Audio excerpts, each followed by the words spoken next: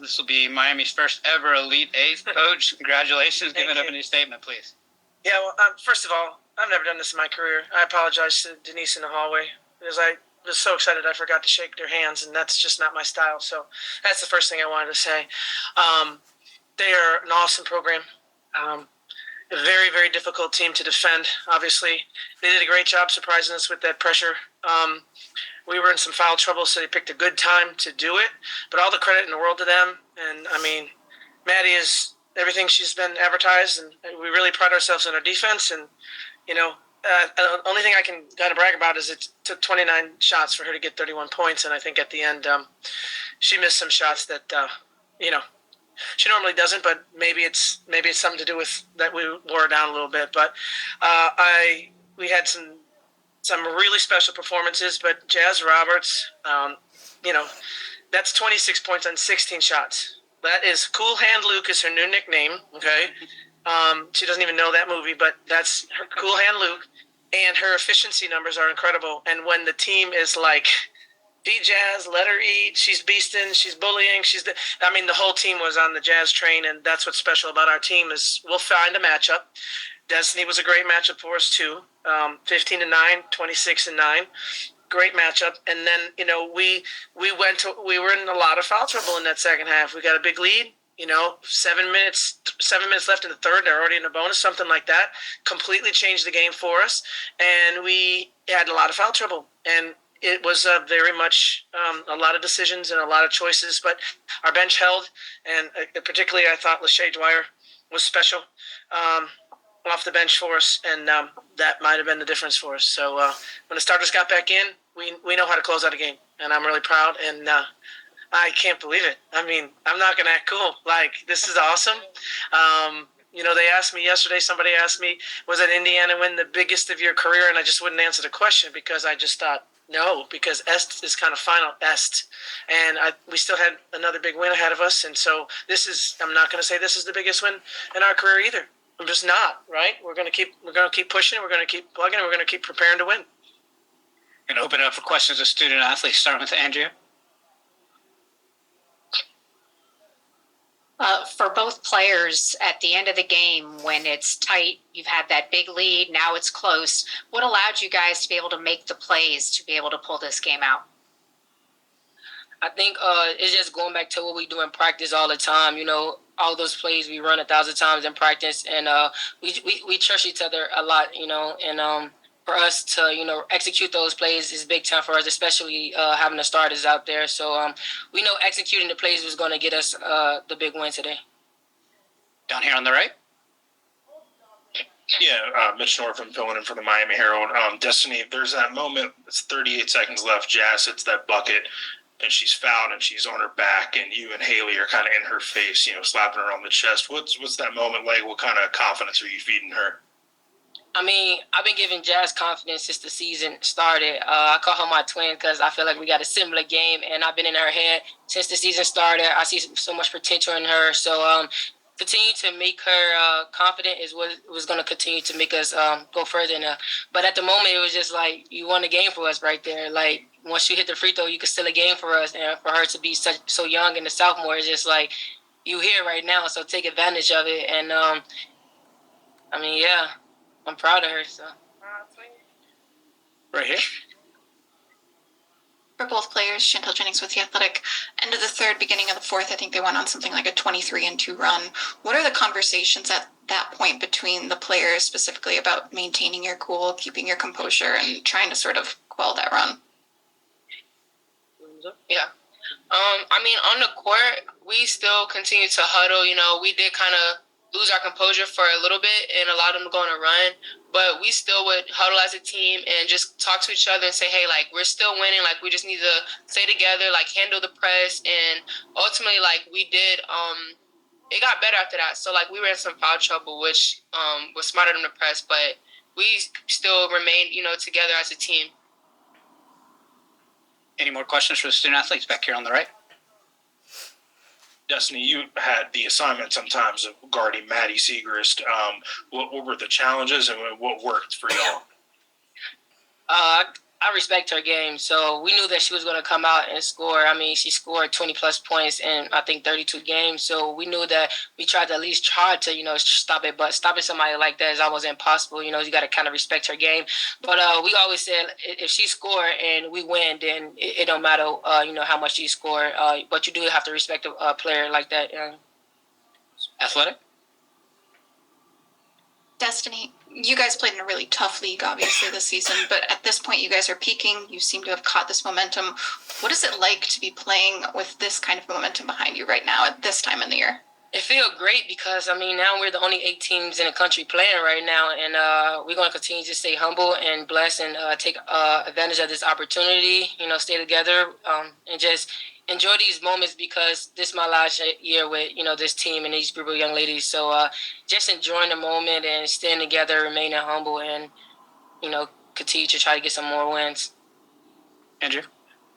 For Jasmine, obviously the bucket and the foul was huge at the end of the game. Can you just describe what you were feeling, what you were seeing as that play was happening as the first part? And the second part, you made history for Miami, getting to the Elite Eight for the first time.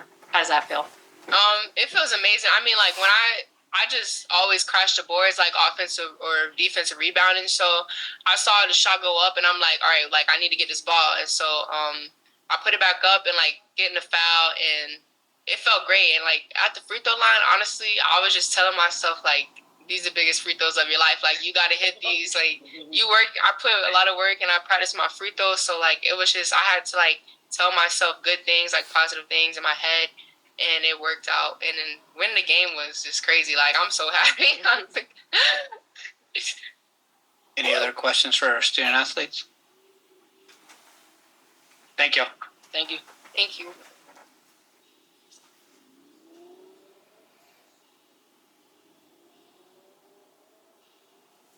Oh, yeah. Thank you. It worked out pretty well. Good job. Got it? Yeah. All right, starting questions for coach, starting with Aaron over here on the right. Aaron Beard with the AP. Katie, your players were just talking a little bit about composure, that, it's a hard situation to be in, where it was at the end of the game. Kind of what does it say about them that you can kind of take that punch and wobble and still come out on top? Usually teams don't hold on after they blow a big lead like that. I know it. And, we had some really just surprising fumbles and layups at the rim. It wasn't it didn't feel as if oh my God, it was wow, this is shocking. And then one time I just put my hand and I had to laugh. I'm like, wow, we called a timeout, ran a certain press break to get Des a layup. She has a layup. And I was like, that didn't even go in. So it got a little bit panicky for sure. But a lot of it also, if you think about it, we go up 20, I believe, when Carla Arievets hits a three with 5 minutes to go. And we're nuts. And then from that point on, we couldn't have our starters back in for a while. It was frustrating for us. And, Villanova did some wonderful coaching. So I got to give them a ton of credit for that. And, we've learned when we beat other teams when they have the lead on us, we know, it's a lot. It's kind of fun and freeing to charge back and try to come from behind. So we've been on both sides of it in the last week. But if it's a close game, we feel like we're going to win. Andrew? Katie, you were very emotional after the game. Yeah. Considering everything you and this program have gone through this season and where you are right now to make it to an Elite Eight for the first time, I was wondering if you could put words to the emotions you were feeling right as the game ended. I just am so grateful for the toughness. I'm so grateful for they're really super women. My team, they're good-hearted, honorable women. They are wonderful people. But if you try to come after us, we're going to rise up, and maybe that came from some of this. And if that's the case, then they have my back. So good for them. And let's go, because we got a spine. I keep saying it. We got a spine, and I'm grateful to them. I have their backs. They have my back. And we feel like we deserve this. So, and we are. And I told them in the locker room, you are not going to apologize for blowing a whatever the lead was, because you earned that lead. And don't you dare apologize. And don't you let anyone put something in your head about, oh, blah, blah, blah. No, we're in the Elite Eight. You got to be crazy if you think we're going to doubt ourselves. That's not going to happen. So maybe that's the spine they have too. Down here on the right. Yeah, Katie, there was moments in the game, especially during that run when you built that big lead, where you all just looked bigger and faster and stronger than Villanova. Was that just a matter of effort and aggressiveness? Yes, I think the versatility of these two, and I've always said, when you watch, if we have big wins, one of them plays well. And I said the day that both of them play well, we're going to be, because they're great matchups for me, right? Their shot charts are very versatile. We absolutely were trying to run Maddie off, treat her like a pinball, make her chase you, screen her. Because I have so much respect for her. But we absolutely were trying to exhaust her on the defensive end with some of those play calls, and they were working out for us, and we were on the balls of our feet, and that was, and we could, and they started switching, and we had two of them out there, right? So I think that helped a lot. But like I said, defensively, when we need to stop, Lola Pendande's her fourth quarter defense is as good as you've ever seen, and she did it again for us too. Athletic. Hey, Katie, Chantal Jennings with The Athletic. The 2 weeks basically between the end of the ACC tournament and the start of the NCAA tournament, what happened within those 2 weeks to sort of flush that and create this momentum? That's such a great question. It's a total credit to our league that we got so sloppy. We lost our identity. It's when you are just grinding possession by possession by possession for 2 months, right? These close games, we've been in them for 2 months against great teams with big-time basketball players that can score a bucket even if you don't make a mistake, right? We lost our identity a little bit. I usually don't like that there's that much time, but this particular team, they're eager. They want to learn, and when they're wrong, they don't get embarrassed. Right? We just kind of say, what did I do wrong? And help me make sure that doesn't happen to me again. And we had a lot of time to show what we had been doing wrong, not in an attacking way, but the smartest person in the room isn't the person who knows everything. It's the person who's learning. And as long as they got open hearts and open minds and they're trying to learn and we're trying to teach, that's where our strength comes from. And they were great during those 2 weeks. Final 3 questions. Going to the back first, and we'll go here and then to Aaron if left. Congrats again on the big win, Coach. You talked a little bit about Villanova's press kind of caught you by surprise. I'm wondering if there's other things that went on during that run that you think contributed to it, and if you as a staff could go back and redo that. Yeah, what happened? We were shy and we were drifting down the court instead of cutting down the court, so we won. So apparently the decisions were okay, but that was tough. The 3 fouls early in the third, with your players that really mean a lot to your program, that calm you down, that are your captains, that are your veterans. That was really difficult. And they had a lot of size, so they sort of blocked us a little bit. And there was opportunity there, but it's very hard to say, hey, you're up 20, go. We hesitated, and that's what happens.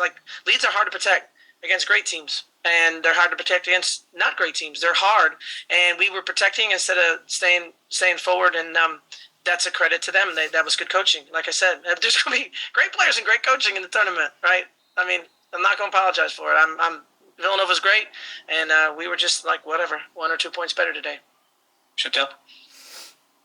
Katie, a follow-up to my earlier question. I guess when you're in the middle of that slog where it's possession by possession, you're grinding it out in the ACC, did you have moments, or how often did you sort of look at this team and say, if everything clicks, we could be pretty special? Well, yeah, I did, but it wasn't really happening night after night. We weren't consistent, but there was that pop-up surprise player, which gave you so much faith. Jazz did this to Virginia Tech, right? She did it to North Carolina when Dez was out too. But the pop-up surprise player, Kyla Oldacre's going to be a star. Lazaria Spearman is going to be a star. Today they were a little bit like freshmen, but they were in a tough spot. But the pop-up players, Shea Dwyer, scoring 17 in the ACC tournament. So we had those moments, but it didn't all come and okay, the who, the what, the where, the why, and the when wasn't all there. It's today it was there. For 25 minutes, we were pretty dialed in. Final question to Aaron. I did want to ask you one part of your celebration. You came over to the crowd and gave 2 thumbs up, and then it looked like you were playing a guitar, maybe an air guitar, or Like That- I don't know. I couldn't tell. that is I wanted- not me. I was just curious if there was a significance to the gesture. Oh gosh, no. I think I was just pump. I don't know. I wasn't just emotional today. Like that's who I am, right? And one of the greatest things in moments like this is if your colleagues are happy for you, right? If your of course your family's happy for you. My mom's here, my wife is here, but when your colleagues are like,